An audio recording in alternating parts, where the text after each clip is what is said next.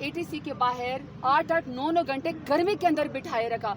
आप सोचिए ईद आ रही है, दूसरी ईद आ रही है, कितना जुल्म है इन खवातीन के साथ। डॉक्टर यास्मीन रशीद का सलूक देखें, हमारे मियाँ महमूद रशीद साहब को देख लें, उमर चीमा साहब को देखें, एजाज चौधरी साहब को देख लें। एजाज चौधरी साहब वो वाइस सेनेटर है जो जिनके लिए कोई प्रोडक्शन ऑर्डर नहीं जारी होता, और अगर प्रोडक्शन ऑर्डर जारी होता है तो कोर्ट की तो धज्जियाँ उड़ाई जाती हैं। जैसे कल इमरान रियाज के साथ हुआ है, कोर्ट ने ऑर्डर दिया हुआ है कि उनका वो है, हक है कि वो जाए फर्ज अपना हज का जो है वो अदा करे, लेकिन एहराम के अंदर आपने उस शख्स को गाड़ी से उतारा, जहाज पे नहीं जाने दिया, आपने उसको हज पे नहीं जाने दिया और आपने उसको अगवा कर लिया। बातें हो रही है, कहा जा रहा है खान साहब डील करने वाले, आपके मुखालिफिन कह रहे हैं बड़ा। खान साहब ने अगर डील करनी होती ना, हम डायलॉग पे बिलीव करते हैं, हम डील पे बिलीव नहीं करते। डील जो है ना वो एक्सपर्टीज नवाज शरीफ की और जरदारी की है। पाकिस्तान तहरीक इंसाफ और मेरे जो लीडर इमरान खान है ना, वो कभी भी डील नहीं करते। अगर उन्हें डील करती ना तो वो 25-50 रुपए के स्टैंप पर भाग चुके होते हैं। पार्टी के साथ बैठने के लिए तैयार है इस वक्त? हर पॉलिटिकल पार्टी के साथ हमें बैठना चाहिए, लेकिन आपको इंशाल्लाह हम नहीं बैठेंगे इनके साथ। देखिए मेरी